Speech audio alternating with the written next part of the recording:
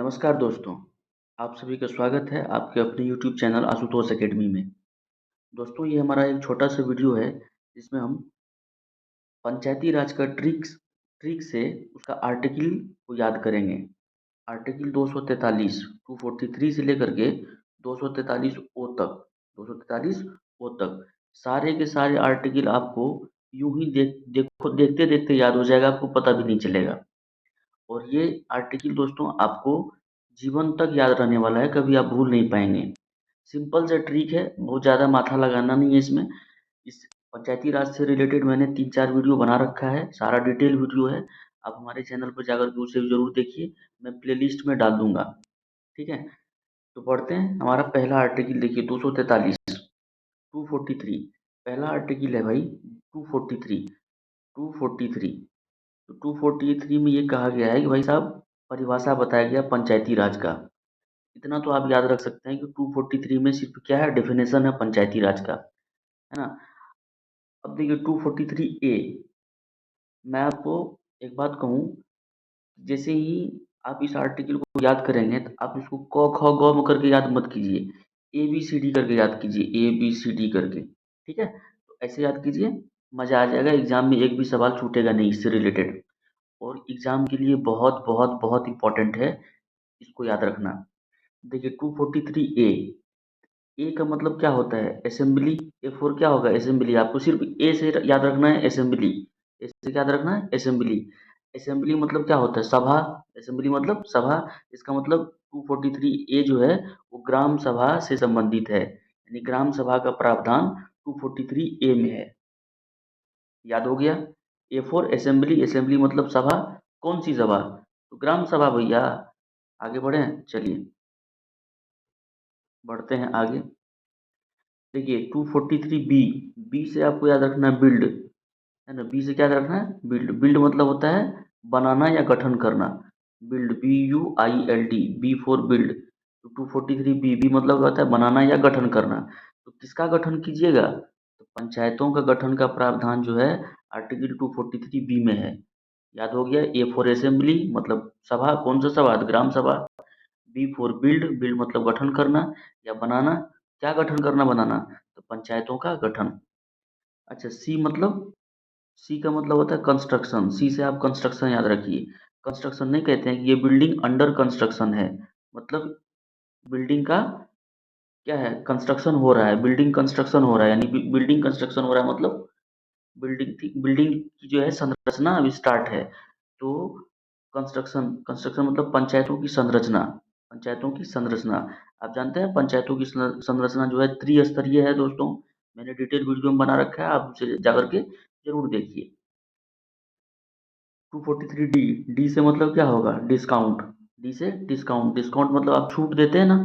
D से आप देना भी याद रख सकते हैं। डी से देना, क्या देना, आरक्षण देना। क्या देना, आरक्षण देना। या डिस्काउंट मतलब छूट, किस में छूट दीजिएगा, आरक्षण में छूट दीजिएगा। किसको किसको, S T, S C S T या महिला में, महिला को आरक्षण, महिला को आरक्षण 243 डी में है। याद हो गया भाई, याद हो गया ना। डी फोर डिस्काउंट, डिस्काउंट किसको देना है, एस सी एस टी या महिला को। 243 ई देखिए, ई मतलब है ई से ईयर, ई से ईयर, ईयर, ये वाला year, Y E A R, इसको हिंदी में लिखे हैं 243 E, E for year. Year मतलब साल यानी अवधि। तो पंचायतों का अवधि 5 साल का होगा, ये प्रावधान जो है 243 ई में है। हो गया याद। आगे बढ़े, बढ़ते हैं भाई। 243 एफ, एफ से मतलब फेल, मतलब फेल हो गया, मतलब अयोग्य हो गया। फेल मतलब क्या हो गया, अयोग्य हो गया। तो पंचायत सदस्यों के का अयोग्य होना, इसका प्रावधान जो है 243 एफ में है। एफ फेल हो गया मतलब पंचायत का सदस्य जो है वो फेल हो गया, अयोग्य हो गया। याद हो गया। 243 जी देखिए, जी से जीनियस, जी से जीनियस, जीनियस क्या होता है, जीनियस यानी ब्रिलियंट, जिसका दिमाग बहुत तेज है। दिमाग तेज होगा तो उसके पास शक्ति भी हो जाएगा। तो पंचायतों की शक्ति जो है 243 जी में है, 243 जी में है। जी फॉर जीनियस, जीनियस के पास शक्ति अधिक होता है। तो पंचायतों की शक्ति का प्रावधान जो है 243 जी में है। याद रखना है भाई, बहुत आसान। 243 एच, एच से देखिए, एच से याद रखना आपको हाई टैक्स। एच से क्या रखना है, हाई टैक्स। मतलब एच से हाई टैक्स, पंचायत जो है वो हाई टैक्स लगाता है, मतलब पंचायत की कर का जो है अधिरोपण, इसका प्रावधान 243 एच में है। एच फोर हाई टैक्स, यानी टैक्स बेसिकली टैक्स है, तो हाई लगा दिए हैं, एच फोर हाई टैक्स। ठीक है, पंचायत की कर अधिरोपण जो है वो 243 एच में है।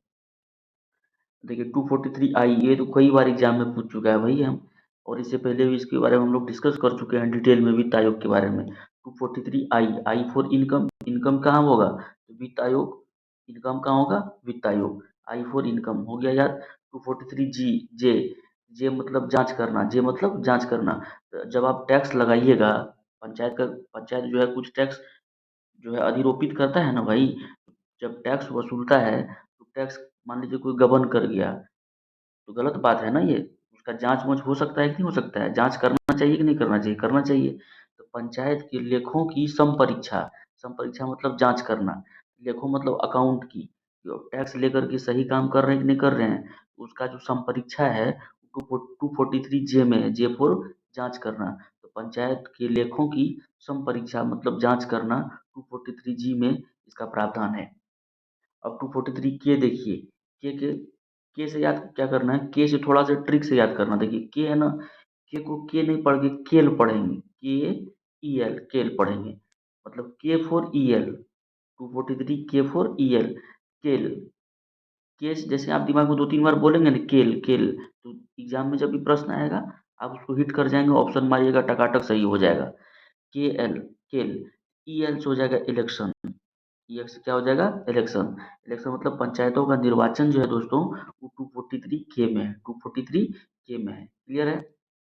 243 के में है, याद करना बड़ा आसान है, कितना आसान है, निर्वाचन 243 के में है, के फोर के एल। आगे बढ़िए, 243 एल, एल मतलब होगा लागू होना, यानी पंचायत कहाँ कहाँ लागू होगा, संघ और राज्य क्षेत्र में लागू होगा। एल फोर लागू होना, संघ और राज्य क्षेत्र में पंचायतों का लागू होना, क्लियर है। अब देखिए एम, एम फोर मना होना, मतलब कुछ क्षेत्रों में जो है लागू ना होना, एम फोर मना होना, एम फोर मना होना, कुछ क्षेत्रों में लागू ना होना। तो पंचायतों का कुछ कुछ क्षेत्र में लागू ना होना, इसका प्रावधान 243 एम में है।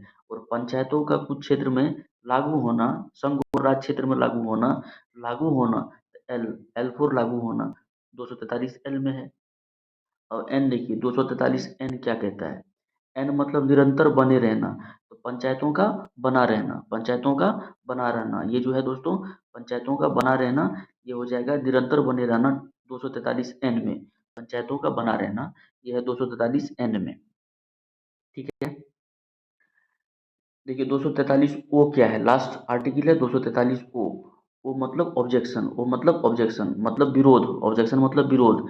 तो विरोध नहीं कर सकता है, ऑब्जेक्शन नहीं कर सकता है कौन, न्यायपालिका, मतलब निर्वाचन विवाद में न्यायपालिका का वर्जित होना, मतलब विरोध नहीं कर सकता है, कौन नहीं कर सकता है, या हस्तक्षेप नहीं कर सकता है। जुडिशरी को कोई अधिकार नहीं है निर्वाचन से संबंधित, पंचायत के निर्वाचन से संबंधित वो विवाद में हस्तक्षेप नहीं कर सकता है, कौन, न्यायपालिका। तो करता कौन है, उस राज्य का विधानमंडल। जैसे बिहार में अगर कोई पंचायत में कोई समस्या होगा ना, तो बिहार विधानमंडल जो है वो वहाँ उसका निपटारा करेगा, जुडिशरी को कोई पावर नहीं है। ये 243 ओ में इसका प्रावधान है। हालांकि इसका डिटेल जो है एक्सप्लेनेशन हम वीडियो में बता चुके हैं। ये ट्रिक है याद करने का, ओ फॉर ऑब्जेक्शन नहीं लगा सकता, कौन नहीं लगा सकता, न्यायपालिका। किसमें, तो पंचायत के निर्वाचन विवाद में न्यायपालिका हस्तक्षेप नहीं कर सकता, इंटरफेयर नहीं करेगा। टोटल याद हो गया ना, एक बार थोड़ा सा और रिविजन कीजिए। देखिए 243 में पंचायत का परिभाषा है, ए में, ए फॉर असेंबली ग्राम सभा का गठन है, बी फॉर बिल्ड मतलब बनाना, पंचायतों का गठन है। ठीक है, सी फॉर कंस्ट्रक्शन बनी पंचायतों का संरचना है, डी फॉर डिस्काउंट, डिस्काउंट किस में देंगे, आरक्षण में, एस सी एस टी महिला आरक्षण, ई फॉर ईयर यानी अवधि 5 साल का, 5 साल का। एफ मतलब फेल हो गया, पंचायतों का अयोग अयोग होना सदस्यों का। जी मतलब जीनियस, पंचायत की शक्ति जो है, कार्य शक्ति। एच हाई टैक्स, पंचायत की कर अधिरोपण की शक्ति।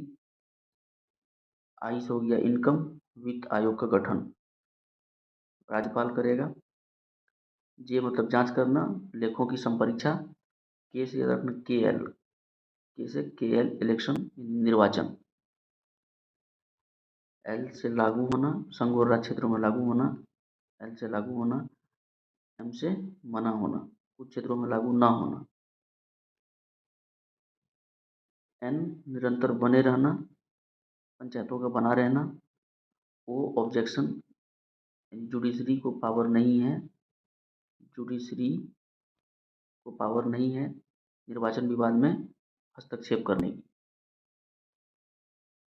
ये था दोस्तों हमारा आज का वीडियो। अगर वीडियो आपको पसंद आया हो तो लाइक, शेयर, सब्सक्राइब और कमेंट जरूर कीजिए।